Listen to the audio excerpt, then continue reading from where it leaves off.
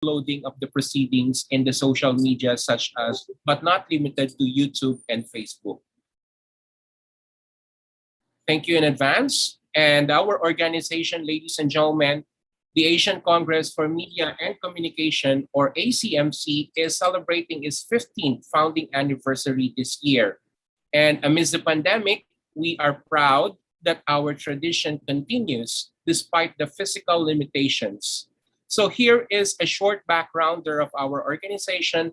Please watch this very short video.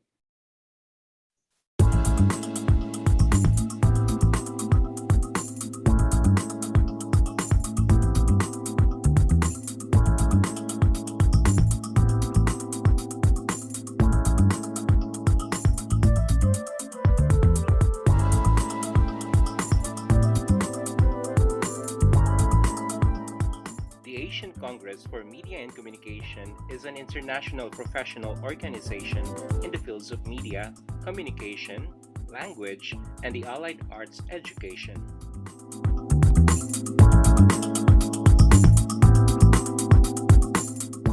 Its primary purpose is to provide an avenue for academic discourse among institutions of media and communication.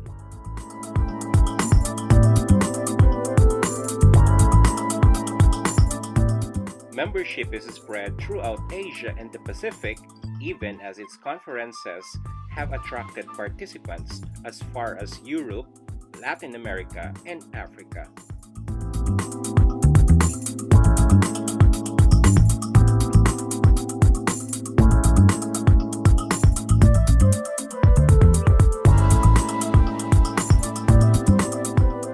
ACMC has been organizing a biennial international conference since 2008.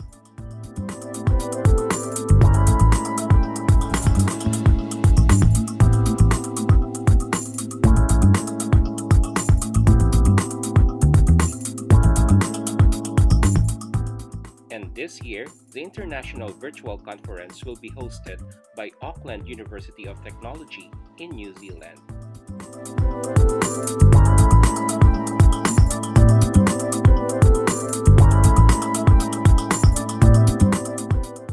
For more details, please visit www.asianmediacongress.org.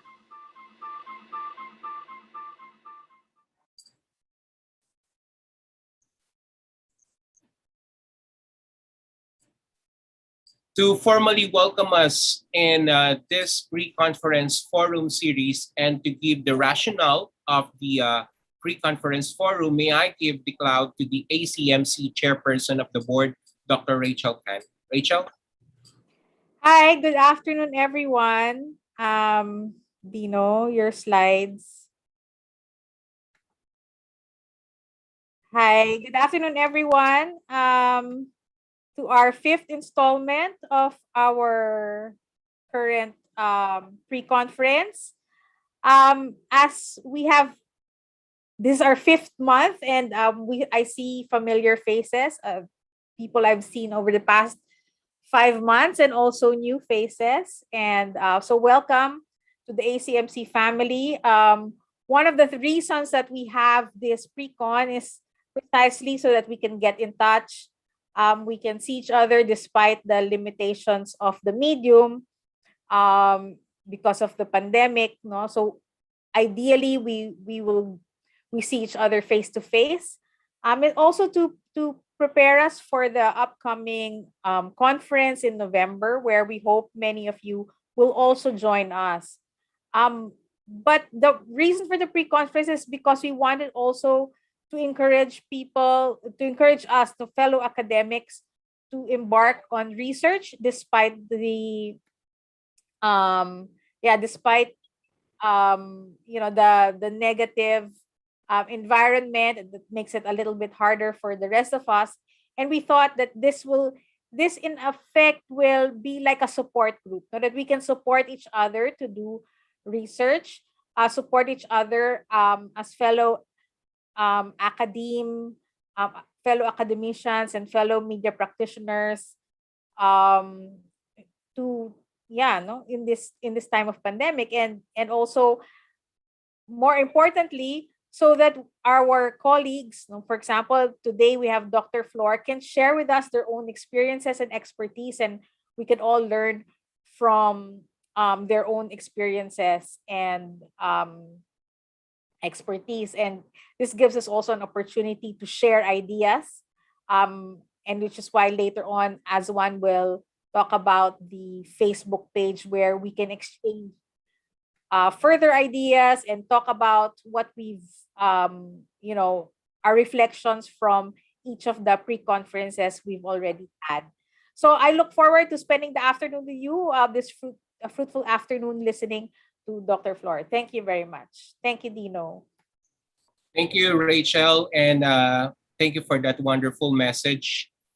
And what I was about to say is that truly enough, this pandemic has actually made us far from each other, meaning we are not meeting physically. But if we are going to look at the silver lining of this pre-conference forum series, we get to we have the chance to be able to hear some of the topics from our esteemed speakers over the last 5 months, and we are getting that for free, right? So that's the beauty of having a virtual pre-conference such as this. Now, at this point, ladies and gentlemen, may I call Dr. Smith Bunchutima, the Asian Congress for Media and Communication Vice President and Faculty of Chulalongkorn University in Thailand, to introduce our featured speaker for this month, who will talk about the topic, Pandemic or Without Pandemic, the relevance of development communication research. Smith? Ladies and gentlemen, I am very honored to have an opportunity to let you know that our speaker for this wonderful afternoon pre-conference talk is a full professor at College of Development Communication and the director at Learning Resource Center, University of the Philippines, Los Baños, the University of the Philippines Scientist. Our speaker is also the chair for the Master of Development Communication program at University of the Philippines Open University. Ladies and gentlemen, please welcome Dr. Benjamina Paula Gonzalez Flor. Good afternoon, everyone. Glad to share my screen. Go ahead.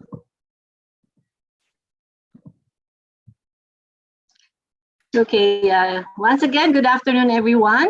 I would like to take this opportunity to thank ACMC for inviting me to talk about a topic that is very close to my heart. My talk this afternoon is titled Pandemic or Without Pandemic, Relevance of Development Communication Research. If there is anything that the pandemic taught us here, it is that communication never loses its relevance. As a matter of fact, for the past 50 years, its relevance has been increasing by leaps and bounds.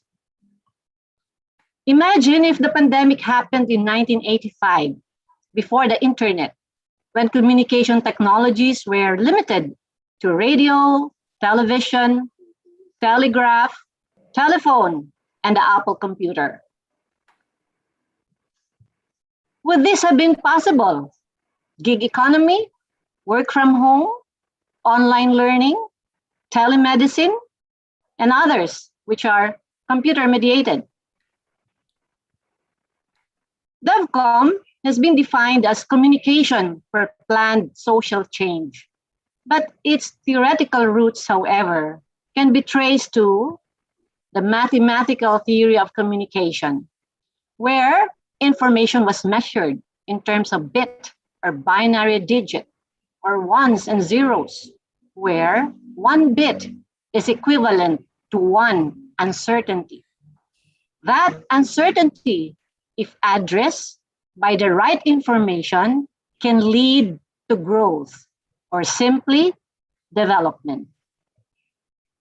Misinformation can lead to entropy or a state of decay and can only be corrected by giving the right information, which is why development is defined as a communication process. And this principle applies to all living systems, including social systems. For those who do not know yet, development communication as a field started from the University of the Philippines, Los Baños, that is 65 kilometers south of Manila. The term development communication, for the record, was coined by Dr. Nora C. Cabral in 1971.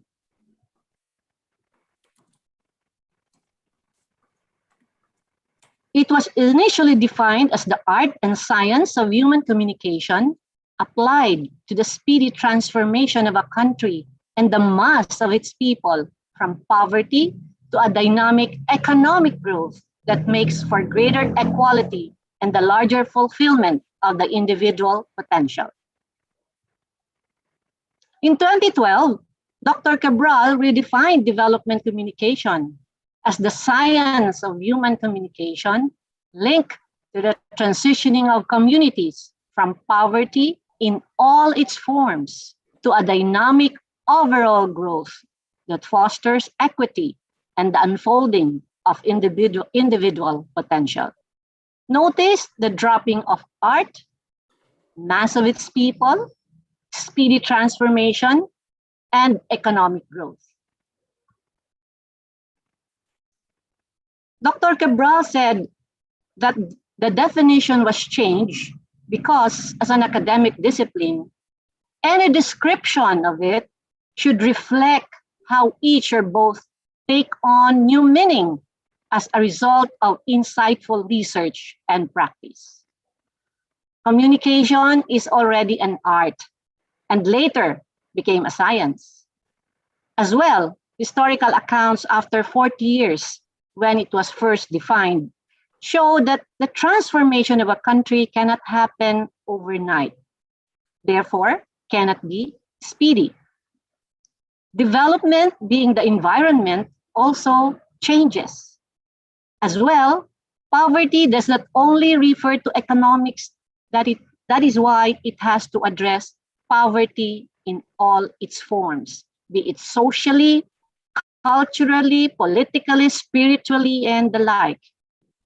Inequality will always exist, but perhaps with development communication, we can approximate equality in other ways by increasing the capacities of individuals through informed decisions among the marginalized.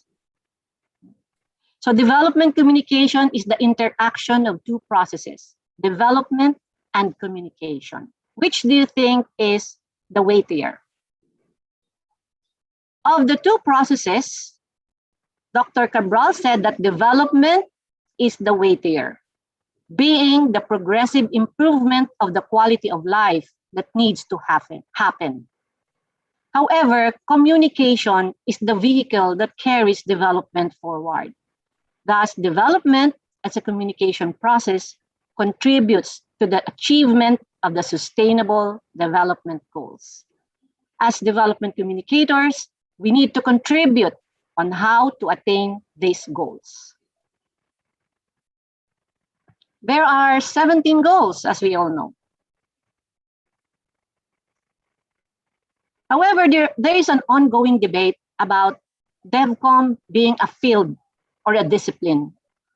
But this does not matter, according to Dr. Cabral, because any communication practitioner who helps disadvantaged people better their lives so that they can realize their potential is a development communicator. Remember, Dr. Cabral is not a graduate of development communication. She has a PhD in communications from the University of Illinois, her master's in agricultural journalism from the University of Wisconsin, and Bachelor of Arts in English from the University of the Philippines, Diliman, magna cum laude. This implies that anyone doing development work is a development communicator and researcher. This is because as development communication educator, student, or practitioner, interventions to be recommended or employed are offshoots of systematic research and not simply planning for, but with the marginalized. The marginalized are at the onset, part of any intervention, which can only become successful if they are involved in the process of how to help themselves. And that process should be research-based. However, the difference between development communication from communication, according to Dr. Cabral, is the character of the communication users and their environment. The DevCom mantra is know your audience. We should know who our audiences are and apply the methods appropriate for them, which calls for a systematic research. In general, DevCom, in development communication, there is no such thing as public.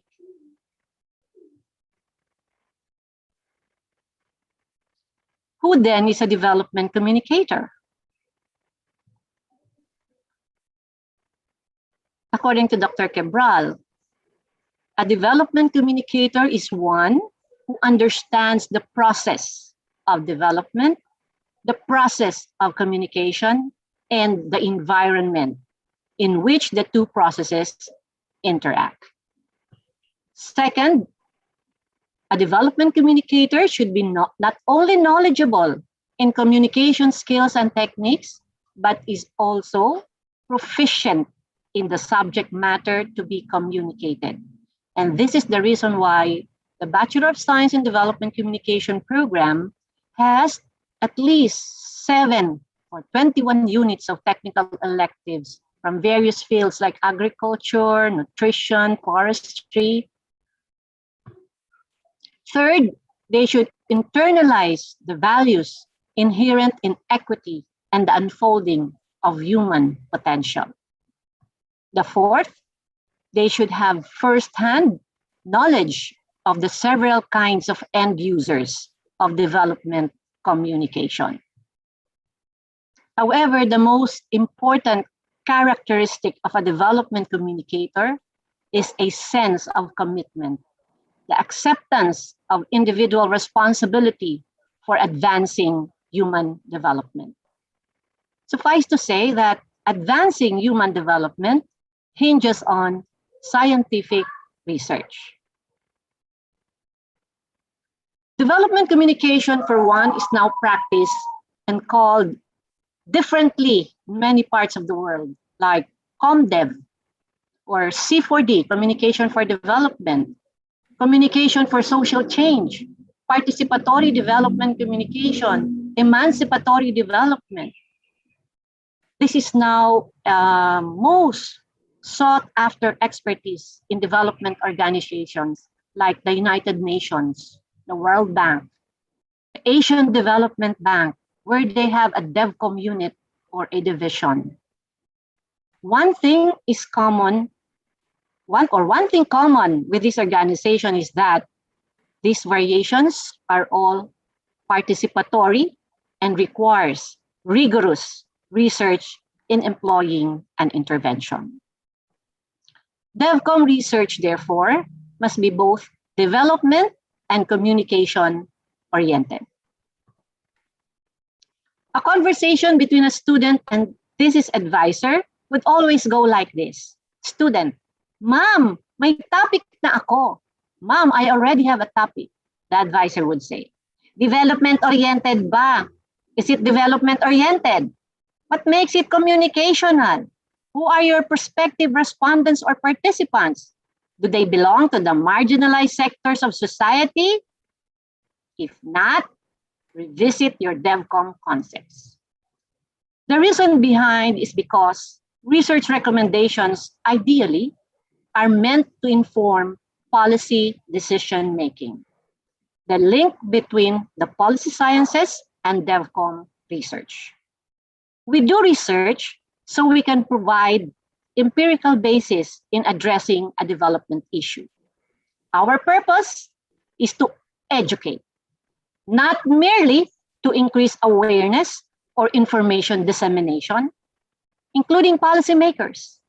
That will redound to theorizing. According to Floor, DevCom students should consider how they will contribute to the growing discipline for development communication. Research areas in development communication cuts across disciplines. And being upon discipline, it involves sociological, anthropological, psychological, environmental, political, even sociocultural. So DevCom research has 4 typologies. One is people research. So this type of typology refers to or focuses on participants of communication, including their needs, their problems, their values, their beliefs, habits, and circumstances. The second type is effects research, which focuses on the changes brought about by the communication process, which is a bit media-centric in this case. The third is normative research, which focuses on communication norms and values. The fourth is on communication systems research, which looks at communication systems, structures, and infrastructure. Another way of categorizing DevCom research is through Royal Collier's threads of development communication. One is the UNDP thread, or the development support communication. Extension thread, or the process of linking researchers with the intended users of innovation. Or we also have the community participation thread, which refers to the active participation of beneficiaries in the development process. The fourth is population information, education and communication, and health communication thread, which focus on behavior change, motivation, and attitudes on health issues. The fifth is the social marketing thread that concerns with planning and preparation prior to the development of messages and materials. The sixth is institution building thread, which focuses on developing capabilities and facilities to organizations in carrying out DevCom. And the last thread, ICT, on Information and Communication Technologies, delves on new communication technologies and their role in development. The first 5 are general approaches in development projects, while the last 2 are components of and interwoven into the development communication approaches.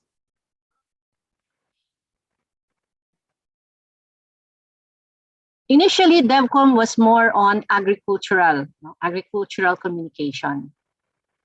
It is a continuing scholarship, but no longer, because it is a continuing scholarship to build on communication as a body of knowledge that hinges on the relationship between man and her/they environment. So we have here 4 studies done by Dr. Ellie D. Gomez, who evaluated the type and nature of 219 undergraduate and graduate research from 1985 to 1990. Dr. Felix Librero conducted a meta-analysis of 91 graduate research from 1964 to 2010. He also reviewed 32 dissertations produced from 2001 to 2010 in 2012, and the latest was done by Amolosa et al., who investigated DevCom research in all levels from 2009 to 2013.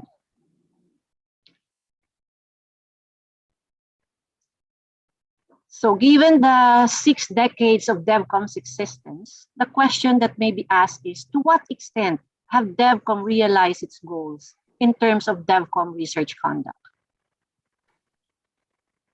So results of the study show that in the 1950s, when agricultural communication first started, research areas range from identification and description of rural media availability and access, according to Dr. Librero.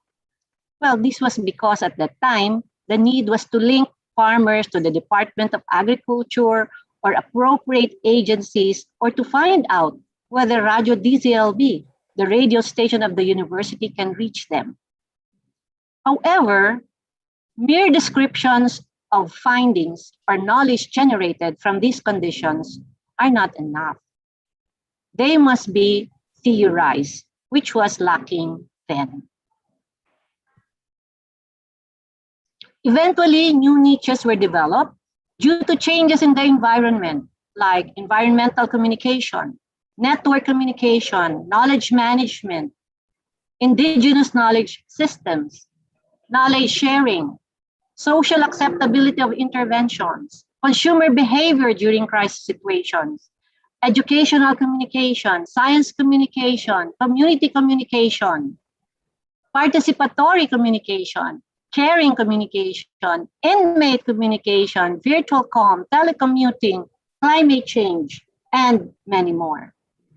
The methods employed then were mostly collected through face-to-face interactions such as surveys, focus group discussions, key informant interviews, or small group interviews, which made research conduct very costly.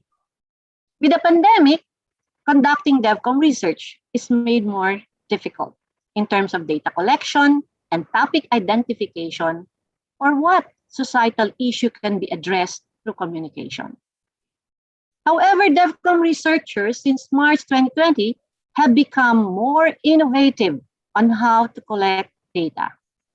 Use of digital technologies became the norm, using conference tools like what we are doing right now via Zoom. Some have resorted to doing retrospective analysis, historical, or FB analytics to explain or predict a phenomenon based on secondary data. So topics like road safety, urban agriculture, or dialogic communication. Right. So social issues are multifaceted. Databases are populated. And if the intention is to achieve the Sustainable Development Goals, existing data can be a starting point to investigate the status of a need to establish the research gap. Research need not always be done in person, so we realize. For surveys before, we have employed or electronic platforms like Google Forms or SurveyMonkey. Of course, returns were also challenging because most respondents do not answer surveys. Hence, a second layer is to look for the respondents on Facebook. Almost everyone has a Facebook account that leveled the playing field. There are other survey tools, but I have not tried it yet, such as Sogo Survey, Typeform, Client Heartbeat, Zoho Survey, Survey Gizmo, and Survey Planet. Each tool has its own advantages and disadvantages and are mostly paid subscription. These survey tools are convenient and easy to use and could even come up with your graphs and tables that save time on encoding. Time could then be used for data analysis and interpretation. Other tools employed during the pandemic include telephone interviews, the use of Skype, instant messaging app like FB Messenger, WhatsApp, Viber, Google Meet, Zoom, etc. So choosing the sample from a population also became a challenge due to the lack of a population frame. Hence, choosing the marginalized sector would also be limited to those who have access to digital technologies like smartphone at least or Facebook accounts. CrowdTangle may also be explored as a conduit, but again, I have not tried this because it is a paid subscription. You will be surprised, but marginalized sectors like farmers, women's group, out-of-school youth, the elderly, people with disabilities, LGBTQI++, have online accounts which may be made accessible to researchers. At present, sample size may no longer be an issue because of the restriction on lockdowns and social distancing, not being able to gather data in person. For Facebook, a source of respondents, for instance, the method now is complete enumeration. The returns would be considered as the sample size. More and more qualitative research methods were also employed until saturation was reached, but carried out online. Mostly phenomenological, autoethnography, symbolic interactionism, case study, qualitative content analysis, narratology, rhetoric, critical discourse analysis, to name some. The pandemic did not stop educators, students, and researchers to continue conducting research and even broaden the field due to computer-mediated communication tools. One was allowed to conduct research with a small group of sweet potato farmers arranged by the Municipal Agriculture Office. And instead of conducting a survey interview, semiotics was employed. Farmers were asked to draw their experience using pens and crayons about modern sweet potato production within 15 minutes so they can go home immediately. Data visualization came as an equally powerful tool to analyze technology acceptance of an innovation like planting sweet potato with higher yields. Gallery viewing and interpretation with the vetting of an agriculturist was done instead of thematic if it were based on interview transcription. Research topics these days have changed a bit with focus on infodemics, misinformation, vaccination hesitancy, online communication or online learning, citizen engagement, online activism, online journalism, crowdsourcing, contagion index, virality or mental health, cyberbullying, communication education online, rural transformation using FB Messenger, collaboration as opposed to participation, and many more. We need to understand how people seek information during the pandemic, or where do they get their information about COVID-19, for instance? What are the risks? We need to demystify misinformation or talk in conferences, in radio, cable TV, vlog, blog, or TikTok to explain how to combat misinformation or what to do during the pandemic. This requires research. Studying what medium would be most appropriate to educate intended audiences and not simply increase awareness. We must call people to action, and the key is to find out what platform would be most appropriate for them, and without research, this cannot be carried out. Right now, the program with the highest enrollment at the UP Open University is the Master of Development Communication program with an active participation of more than 2,000 students, probably topping the rest of the programs in all UP campuses. Nationwide, 28 schools are offering development communication degrees. Just imagine how many development communication students need to conduct their thesis, notwithstanding their requirements in social mobilization classes. In Indonesia, Thailand, UK, they offer graduate degrees in development communication. Therefore, as long as DevCom research is dependent on any given environment, as long as poverty exists in various forms, the lack of information, whether in rural or urban areas, development communication research will never become obsolete with or without a pandemic. DevCom research is dependent on any given environment because communication goes where development is. Given the pandemic, the environment had changed. Therefore, DevCom research should go with it. LRC is being manned by DevCom staff, and our programs are all based on research results. Thank you for following us. our 80,000 plus subscribers who believe that development communication is here to stay. Thank you. Thank you so much, Dr. Benj. And at this point, we will now proceed to the open forum. And if you have any question, please do raise your hand or ask it in our chat box. And I will be calling you, or if you wish, I can read the question for you for Dr. Flor. Dahil mo na naman dyan eh. All right, so is there any question? As you ask, please do introduce yourself and kindly tell from which country you are from. We have a very good number of participants today. There are 95 participants coming from different parts of the world. I can see some people coming from, of course, the Philippines. A lot of them are from the Philippines. There are people from Thailand and from Pakistan and from Malaysia. And here is a question coming from, not a question, but this is actually a comment from Chanapa. I think she's from Thailand, and she said that you had a very insightful presentation, Dr. Benj. Okay. Right, so I have a question for Dr. Benj.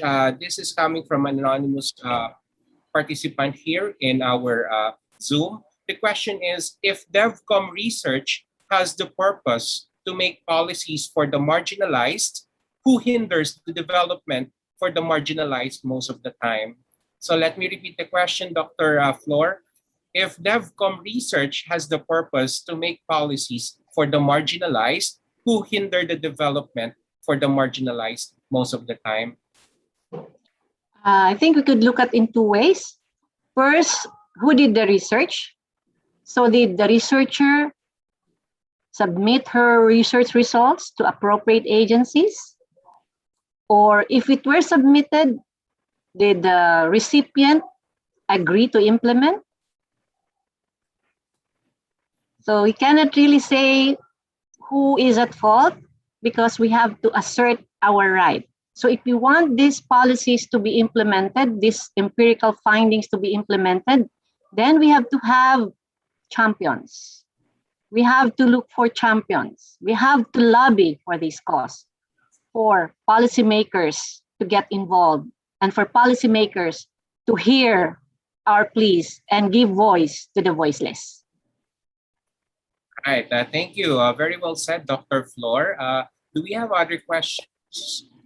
You may post your questions in the chat box and I can read that for you. Or if you wish, I can call you so that you can directly ask your question to Dr. Flor. Right. So, Dr. Flor, I have my own question. This question now is coming from me. You know, I teach development communication as one of the courses in the broadcasting program of our university. So we have the development broadcasting. And my question is, how what are your best practices for creating programs, not the research, but you know, projects, development communication projects in the time of pandemic? You know, for educators like us, we are now in an online setup.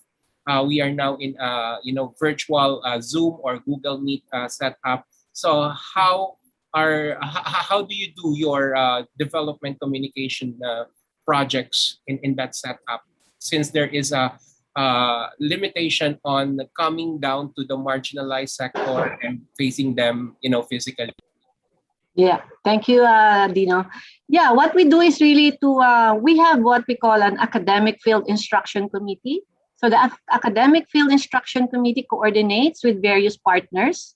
So these partners are already in place. So we come up with a memorandum of, or a letter of agreement with these partners. And then we do dialoguing, or more of discussion on what are the needs of these agencies.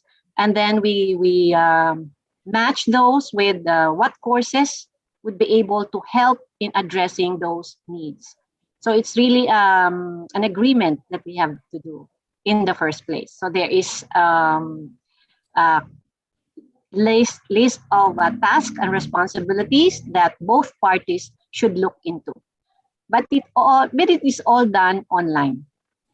So Right. meetings are done online. Yes, we just have to invest more time on computer-mediated tools because it's really very difficult. But in some cases, there are communities which have not very high incidence. Probably they could do some face-to-face, but in a very limited capacity. But that is as far as the curriculum is concerned. For the college itself, we do have online programs like DZLB Online, since we still do not have our radio tower or still being rehabilitated as well as transmitter. So we do it online. So that's DZLB Online. And what we do is to link this with the various offices of the university, because UP Los Baños is a research university. So we try to ask them what new technologies do they have now? Would you like to feature it? Although it's a bit one way, no? It's a bit one way. It's really more of information dissemination. But in development communication, we really have to be participatory in our programs. But of course, the decision to come up with those programs was really an agreement as well with the producers. And we have episode producers, something like that. And then the partner agencies. So we sometimes, of course, ran out of content because it was very limiting to go to communities. But because of this initial prior agreement of stakeholders and partners, we are able to have those content ready for sharing to other communities online. We also have a cable television program, which is also being aired through a local partner of a cable TV program, TV provider in Los Baños. And we also feature, or we talk about community issues that have to be discussed. We also discuss current issues like the pandemic, or how to prepare people to brace the different protocols that we need to do. So we invite medical doctors. We also coordinate with other local government units so that people are informed. But again, of course, cable TV is quite limited. Only those who have cable connections. But sooner or later, maybe we'll have the radio station up and running, and I hope we'll be able to do those programs as well. But all programs, as I have said, are research-based. So we go to communities and find out what kind of programs are most needed, and what could be the most, or what information would they want to help them decide. Right. Yes. We have a question in the chat box, but I would like to call him if it is possible for him to ask the question directly to Dr. Flor. Dr. Dal Agata, David Dal Agata from Italy. Good morning. Are you here? Would you like to ask the question directly to Dr. Flor?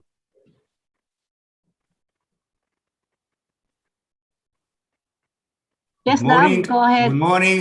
Good morning, in Dr. Italy. Good morning. Good afternoon here. Good morning, Dr. Dab.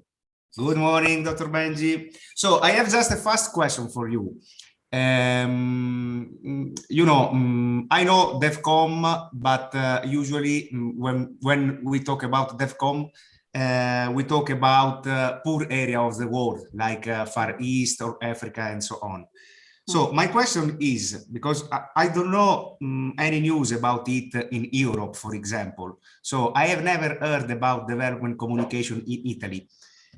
For your knowledge, did development communication study even in Europe and rich area of the world, or not, or never it happened? I think they do, because we had one conference, or it wasn't a conference, it was a meeting from Germany. They were here and they said that they are doing development communication. So I said, oh, what kind of development communication do you do? I mean, in terms of the process and the approach. And he told me that the moment we write about development issues, okay, it's development communication.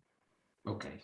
So Thank we you very have much. different perspectives, but because we are all supporting development efforts, then it can be, as Dr. Cabral said, can be considered development communication. It may not be called DevCom, but the intention is to capacitate people. So it's development communication. Okay, it's clear. Thank you very much. Thank Bye. you, David. Yes, and actually, I was having a chat with some of my colleagues from Malaysia, and as one, our president is saying that in Malaysia it is called sustainable communication, so not development. So probably it's still the same. It's Still the same, yeah. Yeah. Same purpose, no? Right. Very good. Yeah, you know, you took my question away. Sorry. Sure, to ask. Is it Sorry, Buaswan. Yeah, hello. So we have moved from development com, Roni Adikarya. That's the father of development com in Malaysia then, but he's not from Malaysia. Is he a Filipino? Okay, anyway. So now we are calling it sustainable communication. But a rose Sustainable communication. Yeah, but I believe Okay. a rose by any other name is still a rose. Yes. Yeah. Or a banana, no matter how much how you peel it, it will still be a banana. Precisely. Yeah. Sorry, So Aswan. that's good. We will add. That was fun. Buaswan will add it to our list. Sustainable communication Yeah. in Malaysia. Okay. Yeah. We have new courses now. They move on. I'm not a development communication because we have persuasive communication. It's under development com is under persuasive communication. I'm journalism. But I do know because we make changes in restructuring of our curriculum. So it's called sustainable communication for whatever. Right. Yeah, but in DevCom, we do not really promote persuasion because we want people to learn to decide for themselves. So it's like a menu. No? It's like going to a restaurant. What would you like to eat? So here are the choices. No, we explain to you what the choices are. So it's up to you if you want to eat it or not. So it's not really more on persuasion. Yeah, but persuasive communication is one of our major. It's not. We have other things. It's public relations and advertising, but it's under persuasive. Like we have journalism, persuasive com, and film and broadcasting. So it is under and it is a mandatory course for the student. You must pass the course in order to graduate. That's how important it is. Yeah. Thank All right. you. Dr. Flor, I have here a question, but she wishes her identity not to be revealed. And her question is, what are the current challenges in the development communication field nowadays that we must know about? So again, the question is, what are the current challenges in the development communication field nowadays that we must know about? Well, I think as development communicators, we should be informed about how our field is viewed. Like, if you recall, we were described as old-fashioned, cute, and archaic. So it's not really true because we are still here. And we are trying to go with where development is. So you cannot not but go where development is, because that will be the substance of your communication messages. So the challenges perhaps is really more on how do we not really patronize, but how do we consider, how do we use our knowledge in terms of promoting what development communication is, instead of just sitting down. No matter what kind of flack do we get, as long as we know that we are doing what we are supposed to do, then I don't think it really matters. Because there are people, especially if you could have champions who will support your cause, then I think we are on the right track. So these challenges, they come and go. So it's really a matter of resiliency, trying to be pliant and listen to what your heart says. Because in development communication, we always say we are communicating with the heart. Yeah, that is nice. Yeah, I also learned that before. When I studied the development communication course with Dr. Maslog. But anyway, here is another question, but this is coming from Paulo Carl Sullivan. Paulo, would you like to ask your question directly to Dr. Flor?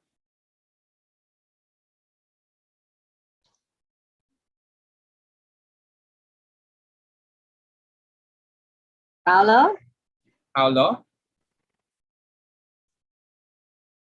Baka nag-out na. All right, but here is the question of Paulo from the Philippines. Did the pandemic force the people to shift to digital communication? Did it widen the gap to the marginalized? And what do you think are the role of DevCom in this phenomenon?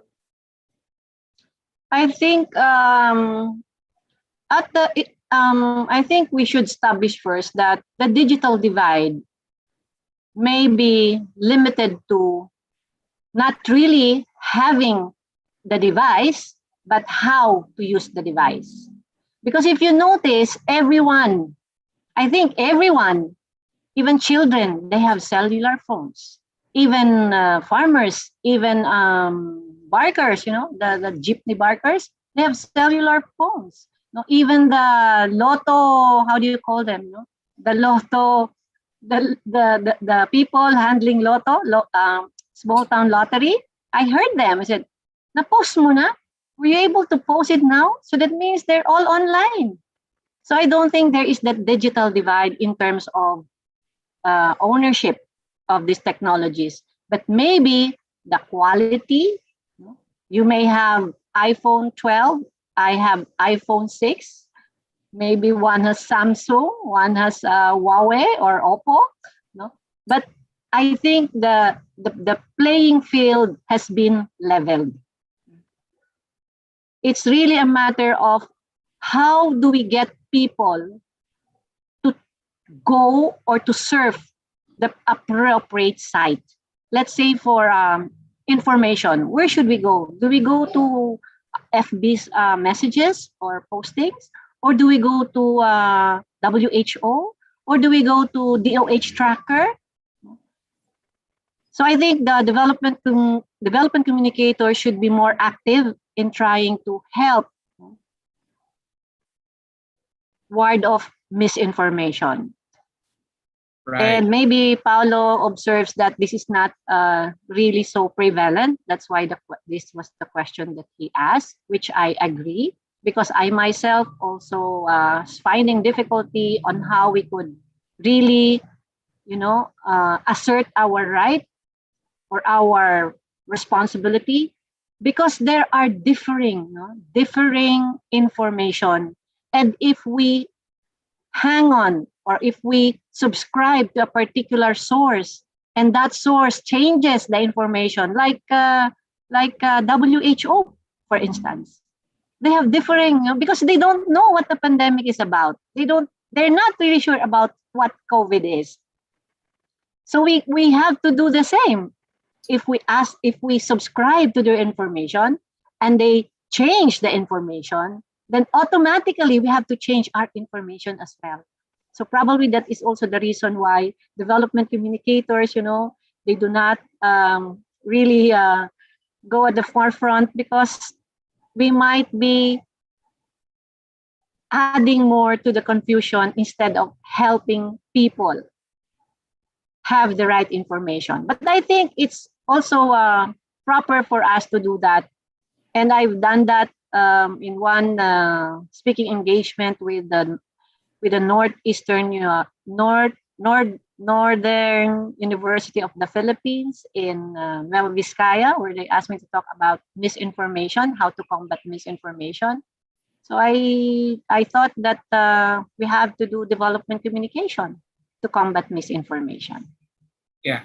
Well, Dr. Flor, the next question is actually related to what you are talking about. And this is coming from C.E. Tanongon at up.edu.ph. Madam or Sir Tanongon, would you like to ask directly to Dr. Flor your question? Karina? Oh, she's a she. Yeah, Yeah, she. Right? she's from UP Cebu. UP Cebu. Wow. She's our student in PhD student in development Although, so communication. this is I think I know her. Yeah, sorry, I just didn't Yeah, realize. you know her. She's Yeah, a constant, a regular yeah, right. ACMC attendee. Right. Yeah. Is she here? What's her name again? Karina. Krina, Krina. right? Krina Tanongon. Right. Krina, are you here? One of our regular members of ACMC. Yeah, I think she did not miss any of the Yeah, the conference. conferences. Yes. So this is the question of Krina from UP Cebu. In what way DevCom research addressed mis and disinformation in social media that is targeting the vulnerable group, and how can the migration from actual face-to-face research to virtual online method be possibly done, especially when it comes to the selection of participants? Right So, now, that is the limitation that I have initially pointed out. Is really the selection of the participants, especially if we are doing it online. And that is why if your intended audiences are available online, then maybe that would be easier. But if these are in far-flung areas, I would suppose this cannot be done that easily given the limitations. So again, as addressing misinformation, we initially at the college, we came up with infographics. We came up with infographics, and these infographics, we distributed it to various communities. But the pandemic was not so pervasive then, so it was possible. But without really online communication, it is kind of impossible to reach these areas. yeah. Okay, so we have to change. We have to change respondents, I guess, or participants if we want to graduate.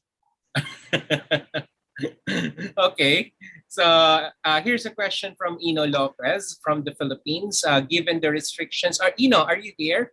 Ino, would you like to ask Dr. Flor your question? Yes, sure. Hello.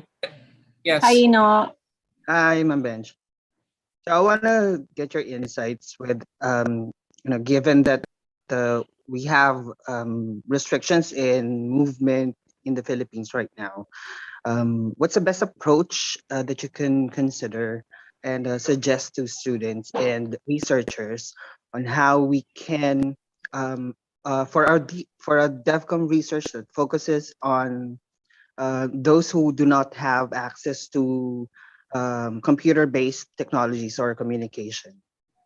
Yeah, that's the problem. Because if they do not have access, then I don't think it's possible for you to get to them. And I earlier mentioned that the limitation for the kind of topic and the researchers that we can do right now would be, first, our participants should have access, should have at least a cellular phone or a Facebook account, so we could get to them. Otherwise, that would be very impossible to do. So choose a topic that somehow would give you an idea that the sector that you would like to work on has online presence. And I think most of them have. So you just have to tweak maybe the topic, and the sector that you want to investigate, considering that their online presence is also, or they are amenable to be part of your study, which again, of course, involves ethical considerations. But I think there's no way that you can do research now but to do it online. And as I have said, if there are studies or existing literature, you could do a meta-analysis. You could do a retrospective analysis. you could look at existing data sets. Like one of my advices, he's doing his PhD in development communication, he's interested about road safety. So I said, oh, how will you go to Metro Manila and observe given the pandemic? And so I suggested, why don't you look at the database of the OTC or MMDA for a particular city that you want to investigate. And from there, look at the trends. And from the trends, you will be able to theorize what traffic light, what time of the day, what day of the week would accidents be at its peak. So by those data, you will be able to theorize what kind of signs maybe and traffic signs or symbols that you need to do, or what kind of design of the road needs to be done because of the incidents in that particular period and time. So from these data sets, you could do trend analysis, or you could do qualitative content analysis of a particular phenomenon that you would like to investigate. So you really don't have to go to that person. No? You could call that person, or maybe you could do textual analysis of their, if they will allow you, they will allow you, of their Twitter accounts maybe, of their FB accounts, but of course with informed consent. And Right. and if there are no internet connection, that is the problem. Because this is the only way we could get to them. So I suggest we change the participant, or we wait, and I don't think it will be until 2024 that we Oh could my be God. doing face-to-face data gathering. Yeah. Thank Thank you, you so Ma'am much. Bench. Thank you, Thank you, Ino. Ina. Right. There are two participants who are raising their hand, and I'll go with the lady first from Pakistan. Hafsa. Hafsa, hello, Hafsa. How are you? Hello, I'm good. Assalamu alaikum and very good morning to everyone. Thank you so much, Dr. for such a wonderful and an insightful session. While I was listening to all the questions and your presentation as well, a little question popped up in my mind, and that was related to something related to practical journalism and development communication. When it comes to practical communication and practical journalism, we see that there is an element of political economy of media. And of course, the most economy thing in the media houses that they go for the breaking news as probably a negative news as a breaking news, but they give lesser importance to the news of development communication. How can we change this type of trend, specifically when it comes to Pakistan, India, and probably Bangladesh as well? I haven't idea about Malaysia, Indonesia, or Philippines about it, but in these three countries and subcontinent, we have seen that the negative news is a breaking news, and the development communication news or a positive news, which we wanted to be highlighted and to get to know by public, that is always a lesser priority. It is only for a reason that the news channels, and all the owners, they want to have something big in form of money. And because of that, our development communication, all the efforts, the government's all the efforts are not highlighted and are not projected by the media. And as a consequence, we see that all those people, those who are watching television channels, those who are making their opinions through the television channels or social media, they are not aware of the major developmental things. Like we have seen, as you have shared as well, the sustainable goals by United Nations as well. And every country is also working hard on achieving all those goals. But when it comes to our Pakistani media, we see that such type of things are not really appreciated in a very better way, in a sense. We are not given much priority, because we want money, we have a thing of political economy, and then when it comes to the news, breaking news, it is always a negative news. So how can we counter it? And actually, it's the same. Actually, it's the same in the Philippines. We really do not have time or a prime time for development communication or development-oriented programs. But sometimes it's really a matter of the priority. If it's a development-oriented thing and it's a priority, then it comes during prime time. But if it's something that involves only a sector or a part of the world or the country, it may not get that mileage. So it really depends on the policy of the television or the radio station, whether they would want to feature development-oriented news or not. But the law says cable, TV, television, radio networks, they should give airtime for development-oriented programs.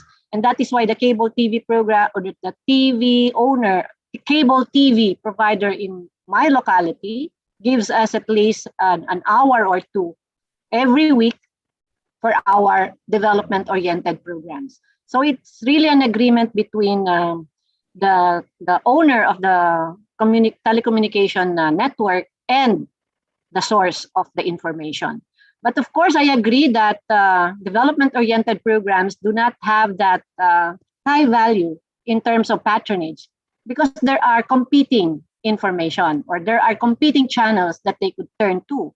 And that is why the trick is to make your programs more entertaining. So it's like here in the Philippines, we have Kuya Kim, who reports about, who talks about the weather, but he explains it, in a popularized manner, which makes people understand what he's talking about. He's a weatherman, but he's not really a weatherman. So we have other champions that talks about wild animals or endangered species, something like that. But it's more of educate. So it has to be entertaining and it has to be educational to get it to prime time. One of my students in MDC before, she was also complaining that why does she works with a very big network, one of the biggest network in the country. And, because of her thesis, she was able to come up with a television program that talks about development-oriented causes. So it's really a matter of having a champion and how you will be able to sell, soft sell, social marketing, this particular development issue because it involves everyone. The topic was on climate change. So everyone supports it. So the network has to support it as well. So it depends on the degree and to what extent, the scope of the audiences that will be affected, then it will get to prime time. Yeah, right. Thank you so much, Hafsa, and of course, Thank you. Dr. You're welcome. Flor. Yeah, I think what Dr. Flor is saying is that you need to package development communication-oriented programs into something palatable to ordinary people. So we have another participant in Zoom who is raising his hand, Gillian Geronimo from Imus, Cavite, the Philippines. Gillian, the floor is yours. You may ask your question now. Good afternoon, everybody. Dr. Walter Good Udel, afternoon. especially to Dr. Walter Udelmo, who initially invited me to join this pre-conference. He was my professor in the graduate school. Buongiorno ate, Dottore Davide Dall'Agata, il nostro amico dall'Italia. My question is, when I was teaching a few years ago, I met a UPLB BS DevCom student whose research is about communicating evacuation and disaster management with the hearing and speaking impaired.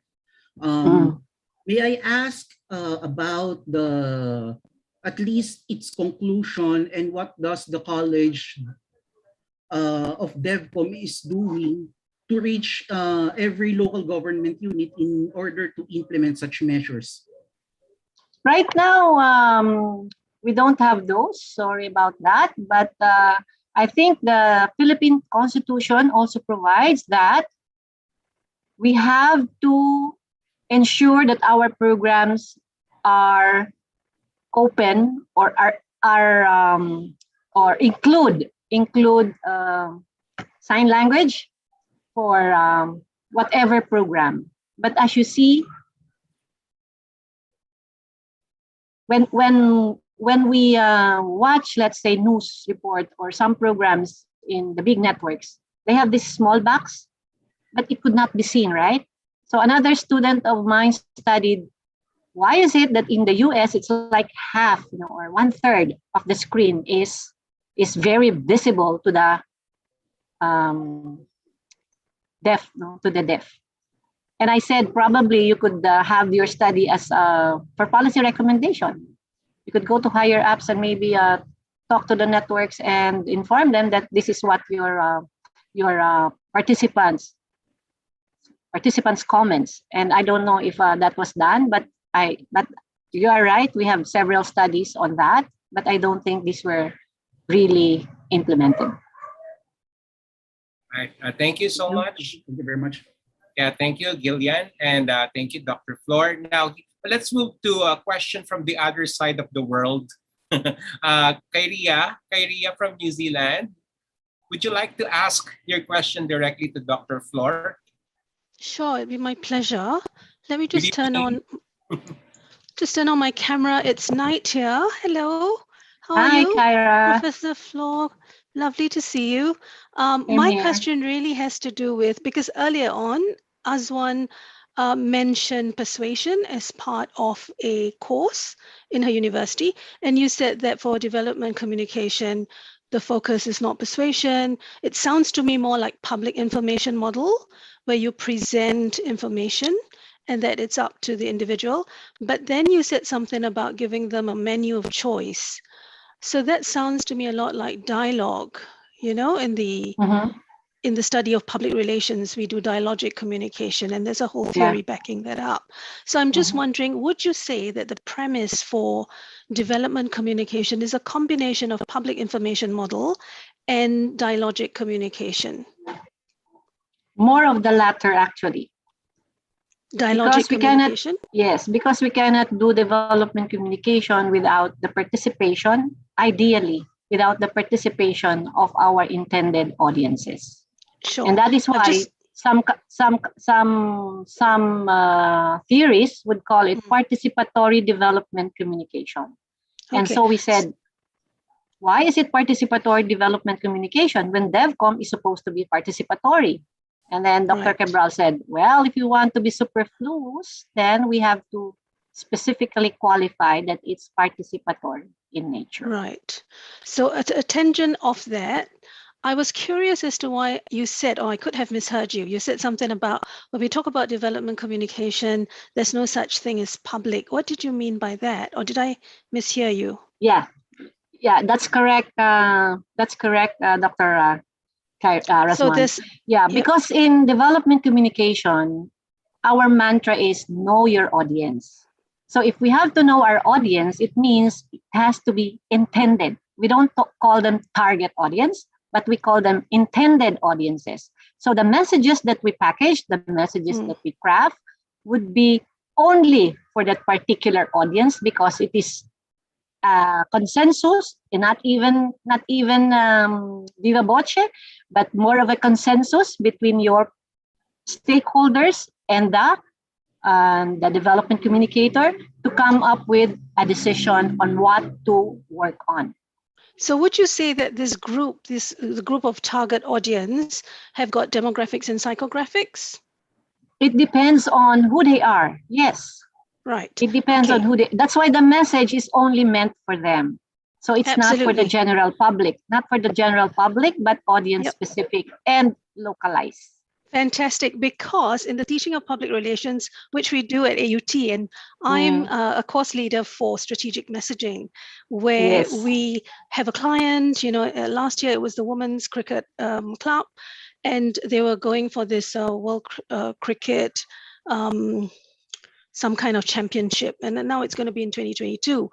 And the thing is, we do have target publics, and we do not talk about general publics in public relations. So that's why I was quite confused when you say there's no such thing as publics, because for us, there's no such thing as general public. Public is a the same here. Okay, amazing, Yeah. amazing stuff. Mhm. Can I just say also at AUT, we've got a center of for social change. So Mhm. that is right up the street of development communication. It'll be great to do some sort of collaborative work with you. We're actually Yeah. on some project in the Pacific. And my Okay, thank you. last question is, you said something to students who want to write their thesis about being practical with their choice in terms of survey participants, and ideally to choose those with access to computers. Is that right? Yeah, yeah. At this time, Which is at quite this time. sad. Yeah, because Yeah, you know, very true. development It's sad. communication, yeah, it's for the marginalized, and it Mhm. sounds to me that there's some discrimination in terms of the practical choice of the kind of folks that we can survey. So there's a marginalization of the marginalized folks, if you know what I mean. Yeah. But of No, course, it's just a everyone now comment. is online. I think everyone now is online. Actually, no. So I can tell you something. In New Zealand, there's this in New study that's Zealand. been conducted by the Citizens Advice Bureau, and it was just published a few months ago. And there's a whole segment of our societies that are being left out, and the title of that report is Digital Exclusion. Yeah. So there's a whole segment of society that's being excluded because of not misinformation, but the lack of information, simply because they don't have the Access. capacity, Yeah. you know, and the financial Yeah. support to go online. But Anyway, in the I'm done. Philippines, I don't think it's not that bad in terms of acquisition of gadgets. I'm not sure, but I think so. In Thailand, there are more cellular phones than people. So is in Indonesia. For us, it's the elderly community, the Pacific and the Maori communities, the disability community. So there are quite a number, these marginalized groups, the fact that they are minorities, you know, that segment we of the did population. a study recently on PWDs, and it seems that they don't find any digital divide. Oh, wow. Well, it was done in Los Baños. And That's we amazing. presented that paper in IAMCR in August this year, or in July this year. Yeah, the study results said that they don't feel any injustice because they have access to whatever information they like. That's fantastic. We only have a population of over 5 million, and we do have that, you know, group that's being, Or maybe it's a choice. That's why they don't. Because here everyone has a cellular phone.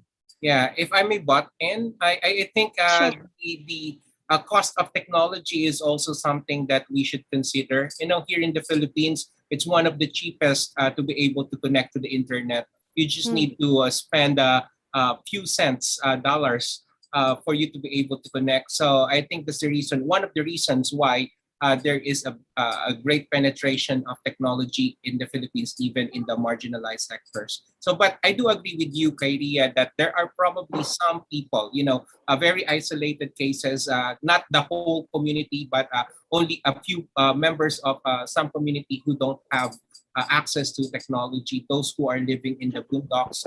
Yeah. And but it's not that pronounced, I think, in the Philippines. But yeah, that's just what I am thinking. Yeah. Thank you so much. Yeah. Thanks a lot. Thank you, Aria. Thank you. So before we call the person who is raising her hand, let me just read a question coming from our chat box. And Dr. Flor, can you please answer this very quickly? Can you describe some problems you encountered in your most recent position as development communication? I don't know, maybe there's a word here, and how you resolve them as your position, most recent problem that you have encountered.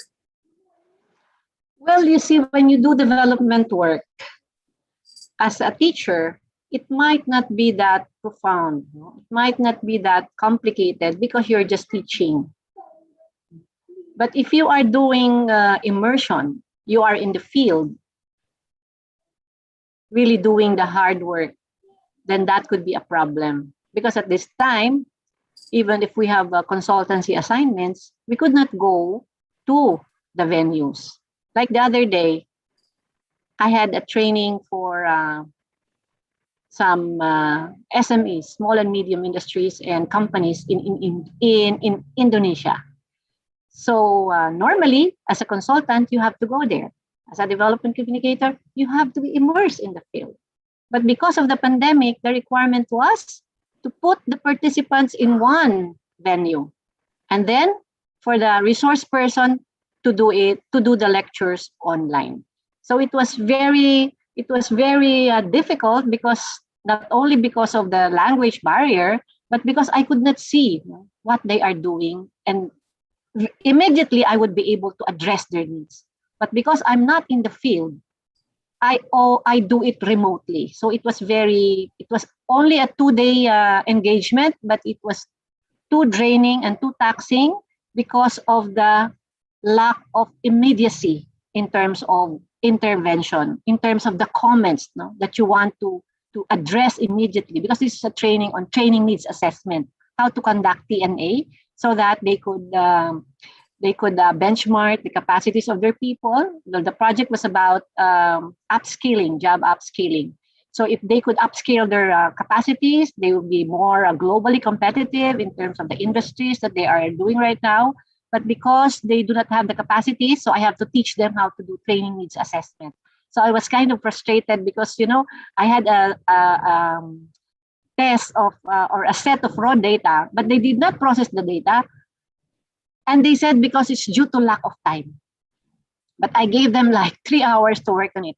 So I did the Excel in less than 5 minutes, just to simulate whether I would be able to do the analysis. And they said they knew Excel, but if it were face to face, I would be able to see within those 3 hours that they cannot do it, and that I have to capacitate them at that very moment, instead of waiting for 3 hours and then coming up with a recommendation that was not even part of the data.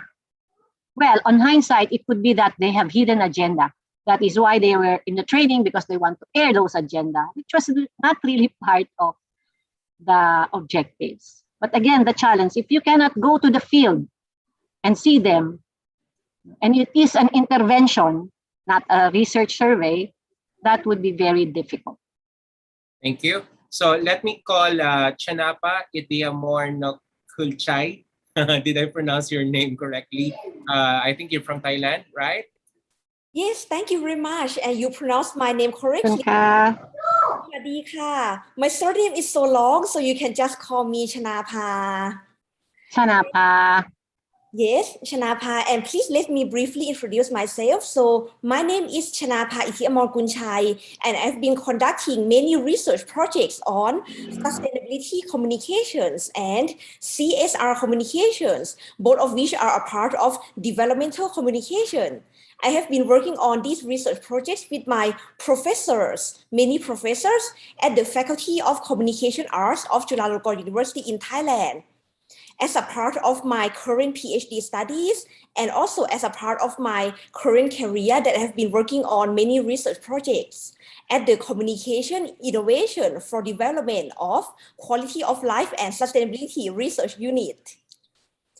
And I would like to ask the question that, from your perspective, how do you see the future outlook of research on sustainability communication and CSR communication in various scales, for example, at the local scale, like in Southeast Asian countries, or at the international scale, or at the global scale for researchers who are doing their data collection all online, just like you mentioned in your presentation about the online research during the COVID-19 pandemic.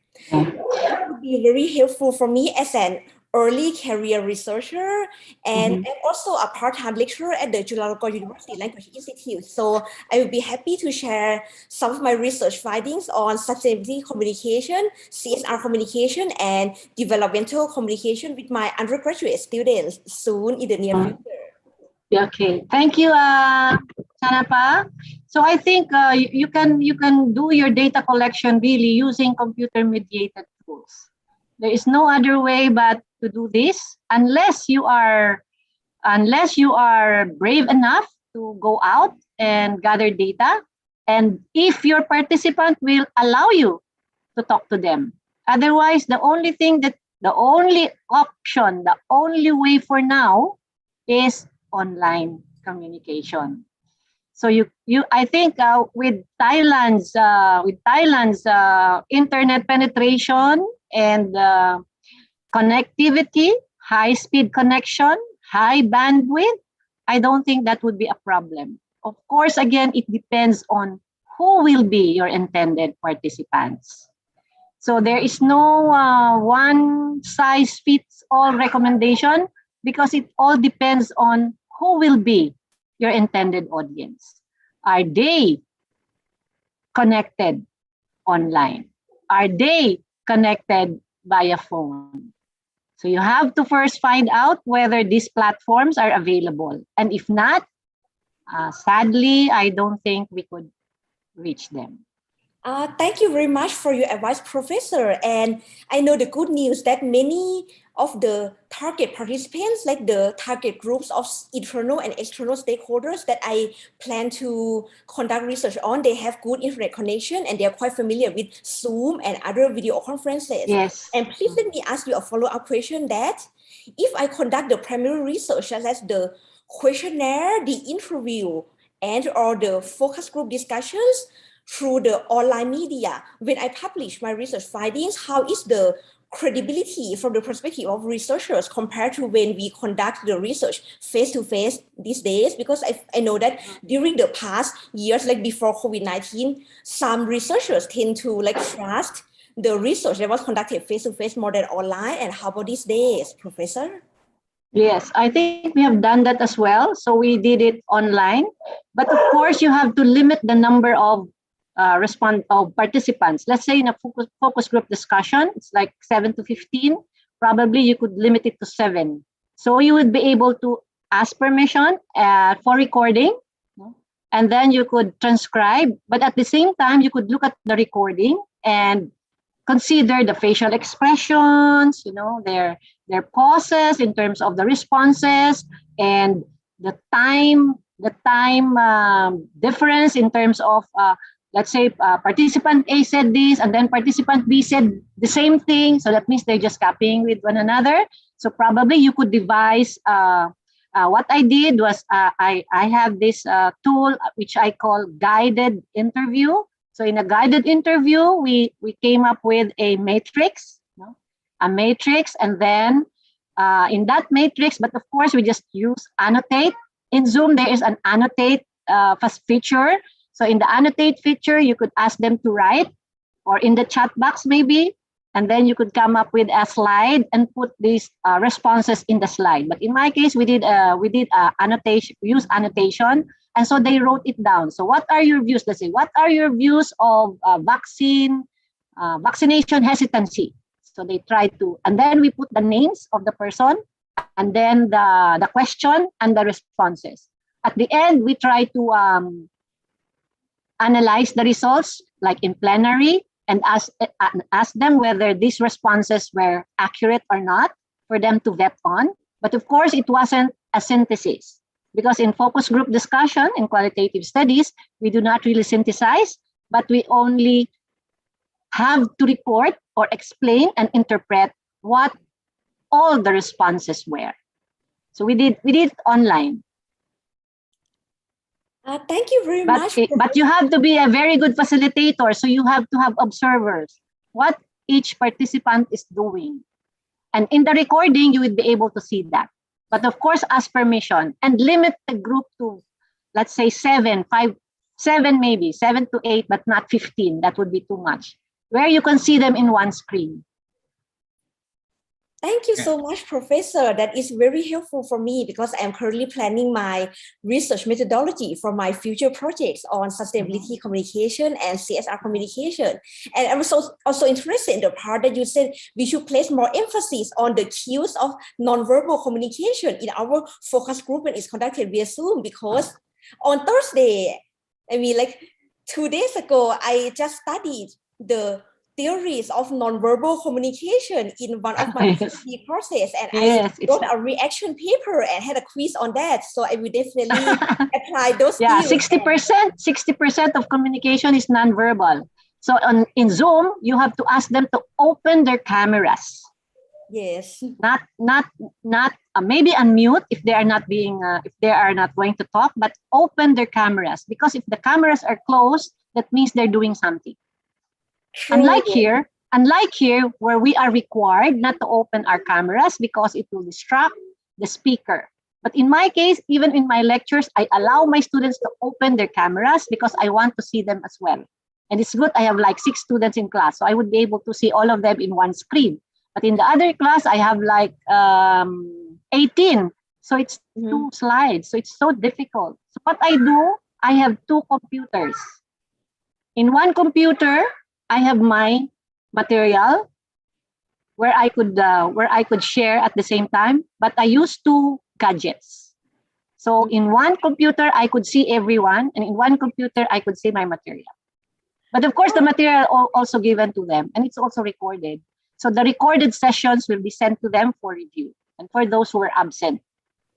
Wow, actually, I do that too, Professor, because I've been teaching online for 2 semesters already at Chulalongkorn University. And for me, I will, at the beginning and at the end of the class, I will always turn on the gallery view, and I would like to invite like every student to turn on their video cameras to say hello to each other and take photographs with each other for our collection. Yes. Like at the beginning. Yeah, that's the attendance to me. I also asked them, and then we did a Google Drive where we put all these pictures and all the materials that we use in class, just so when they need to access those materials, we have a dedicated Google Drive for that. But we also use Moodle for our learning management system, where all these materials are likewise available, except the attendance picture. And so it will also encourage students, to be screenshot ready.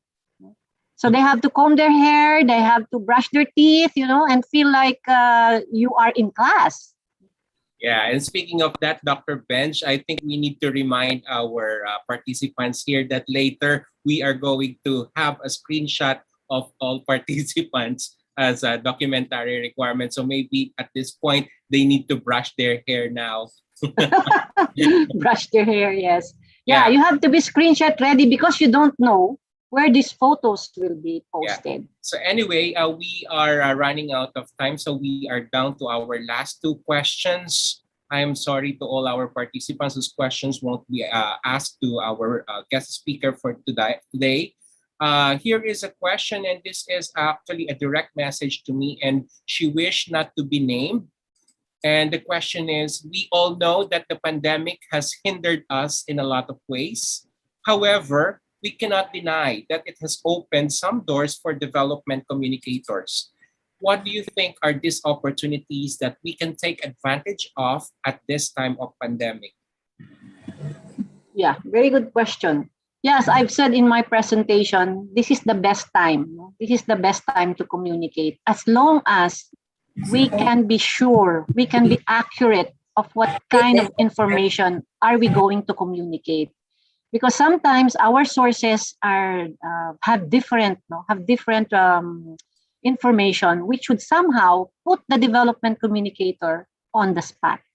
So if we are sure, we are accurate that this is the information that we need to communicate, then by all means, go for it. You could do infographics, you could do vlogging maybe, you could do TikTok, you could do, or you could use your Facebook account maybe to post informative or you encourage informative comments or information that somehow would give you an idea whether those information gathered were really meant to inform people and not to misinform people.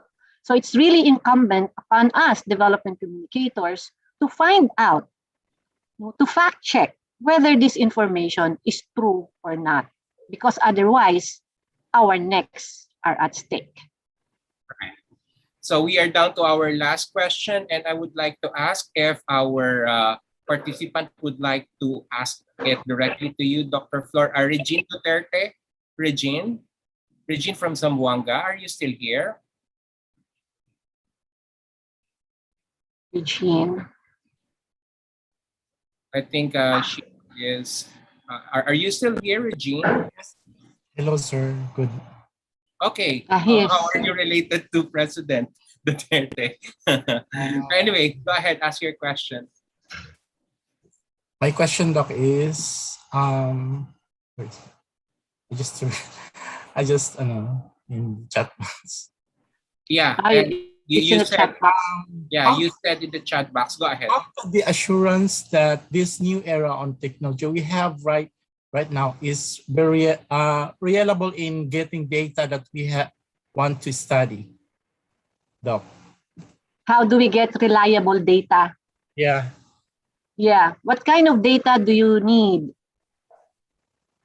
Example and in getting the like now the pandemic of how could we assure that most of the students the learners are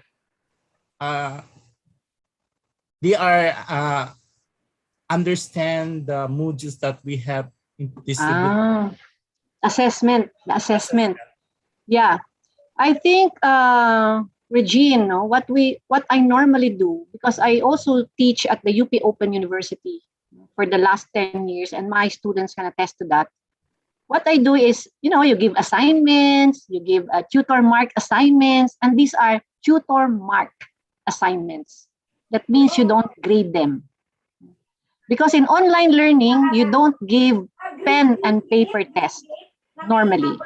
Because the tendency of students, if you give a pen and paper test, is to cheat. So it's the teacher who's giving that opportunity for students, or that propensity for students to cheat because of the way your questions are crafted. But if you ask questions, answers of which cannot be found in the book, which I mean authentic assessment, then students, based on experience, but of course you cannot not but relate to what the book has, or what reference have they read.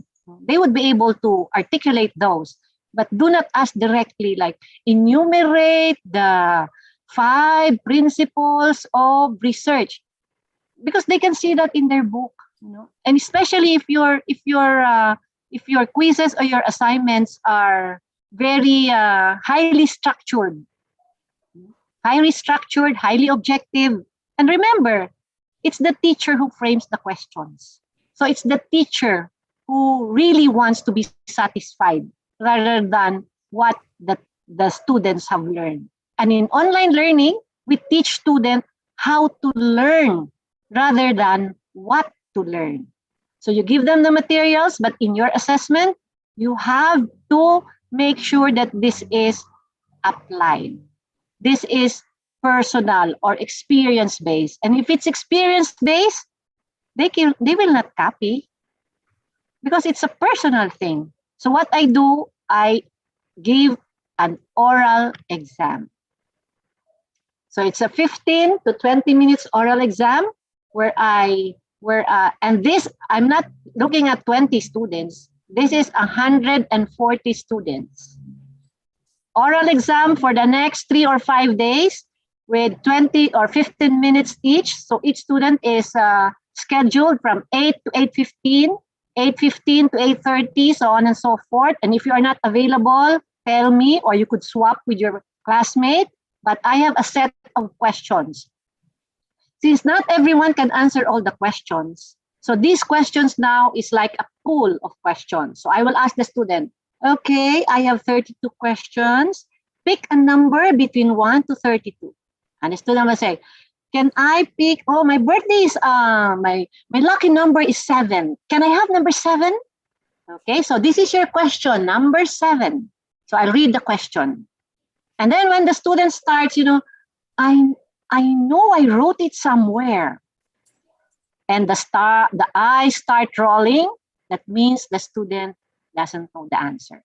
So you give another chance. Would you like to pick another number? It seems like your birthday is not your lucky number. No? But of course, before asking the question, you make them at ease. Feel at ease, maybe 1 or 2 minutes, and then go for the question. And then sometimes I notice why the same number is being asked. question number 8 is being asked like 3 in a row. So I would, why is this question being asked? So the fourth person will ask, okay, what number would you like to pick? Number 8. Okay, here's your question. So I will give a different question. Of course, the student cannot say, "Man, why Mr. So-and-so had this question?" Because that's cheating. So you have to be very, very cautious about how you do this, because sometimes many ways, I would say, that cheating is done online. So do not give something that they will cheat. Even if it's proctored, they will say that you have to be in a room with all these cameras and all, but you really don't know where they are. They could just be in one room. So what you do is have a third party proctoring. It's a tool. Of course, you have to pay for that. Or you could have just only two people in the Zoom maybe, or in a Google Meet that you are going to proctor. But again, that would be very expensive. So in my case, I asked them to come up with a portfolio, reflection synthesis piece, something that would capture what development communication is. How will you tell development communication to a 5-year-old? How will you explain DevCom to a 5-year-old? So you could come up with a song, you could come up with a poem maybe, or a comics, or a short story book to explain what is it. I don't need Cabral's definition. I don't need Milcote's definition or Servais' definition. I want Regine's definition.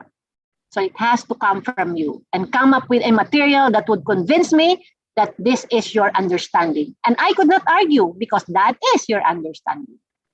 So I will grade you for that, but I will not grade your tutor marked assignments, because I know you just copied it, you just got it from another classmate maybe. So every semester I have to change the topic. Even if you copied it, even if you ask somebody for doing it, at least you had an effort to do that. But it's not graded, but it's part of the assessment. Right. Thank you so much, Dr. Flor. And thank you, Mr. Duterte, Regine, for asking that question.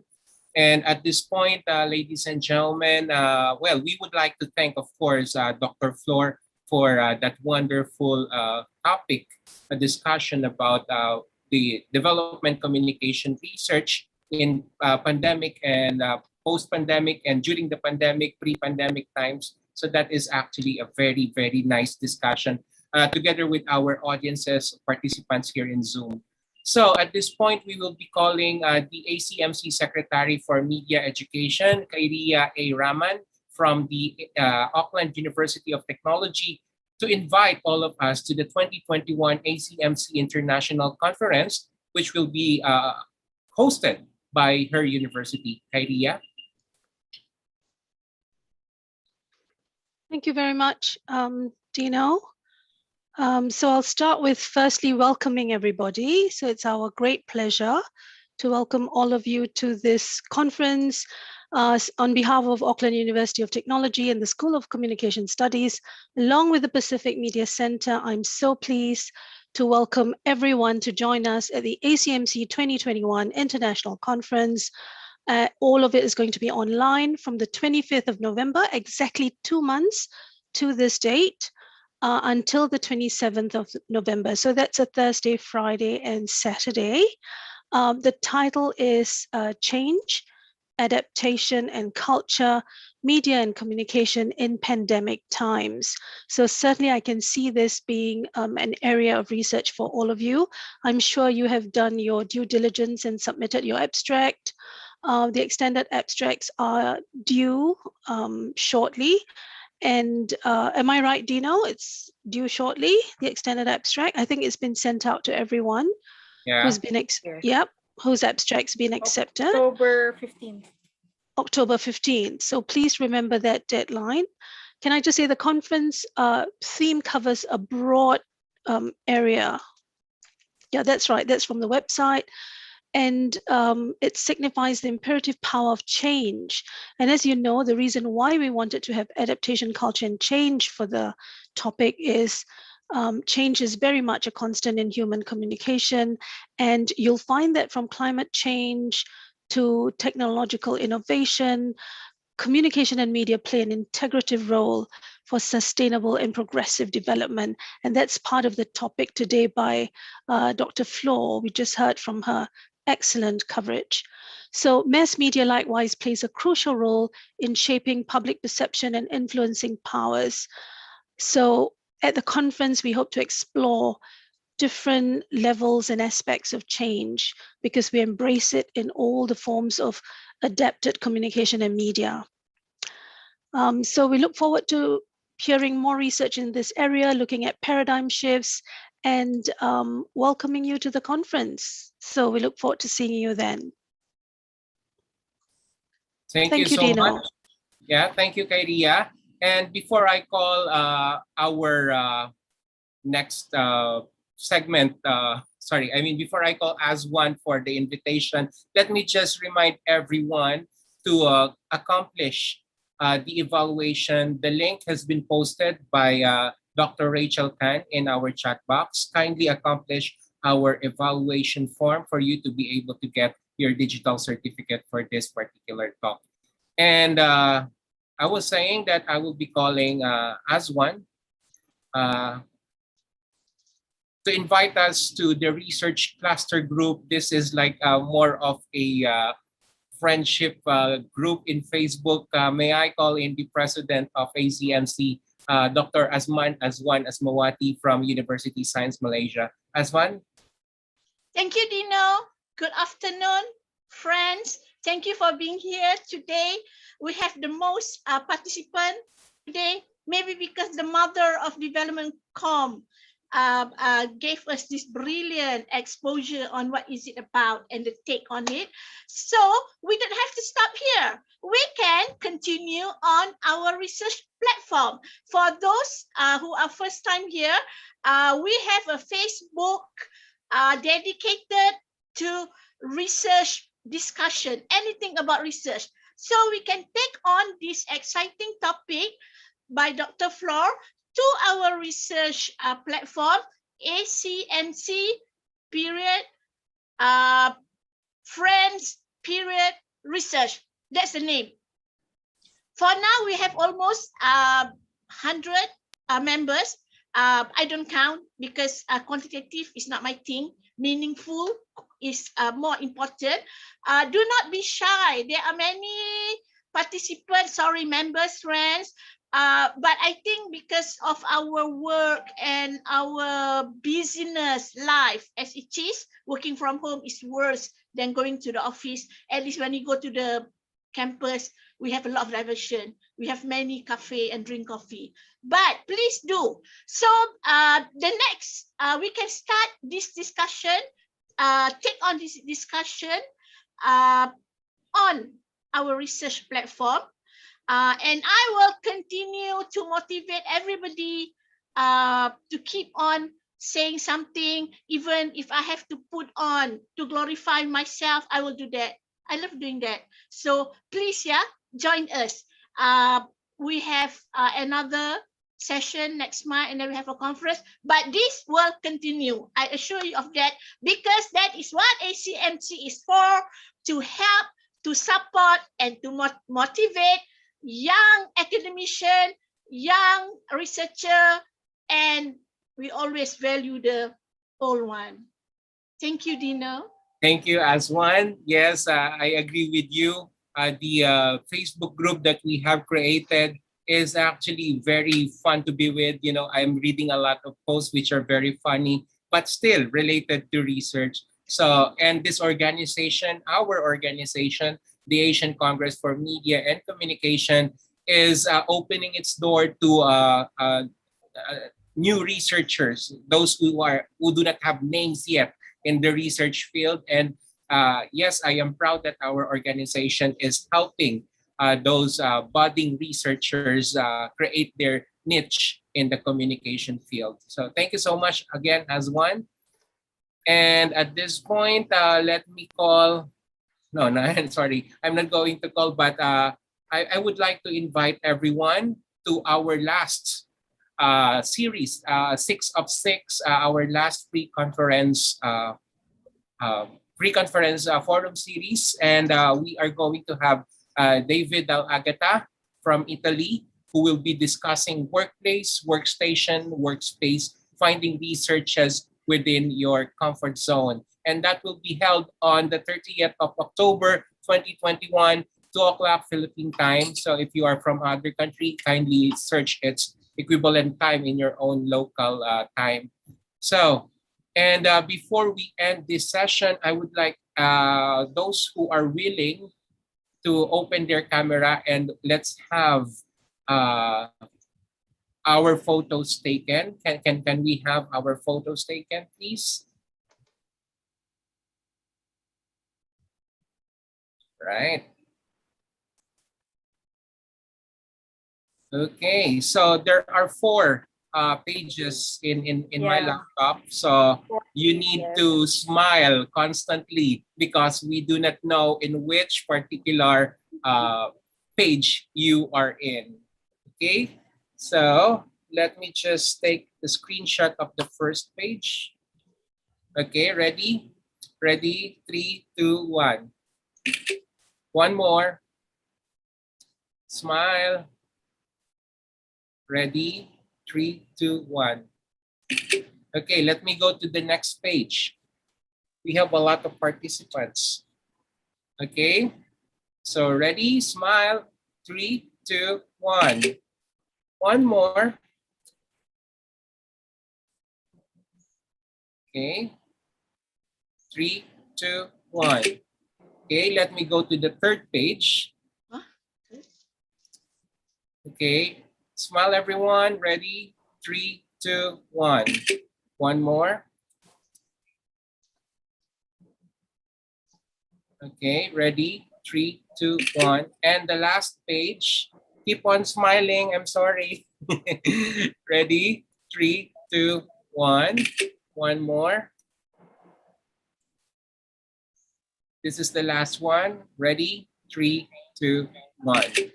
All right. So once again, thank you so much, everyone, for attending this 5th installment of our pre-conference forum series. We'll see you again next month with David Agata from Italy discussing another topic. And of course, we are reiterating our invitation to the 2021 International Virtual Conference hosted by Auckland University of Technology in New Zealand. Please do not forget to accomplish the evaluation form. The link can be found in the chat box. And that's all for this afternoon here in the Philippines, evening in New Zealand, morning in Italy, and the other parts of the world. Thank you so much, everyone. God bless you all. Please stay safe and healthy. See you next month. Safe. See you next month. Thank you for being here. Thank you, Gino. Thank you. Thank you all. Thank you, sir.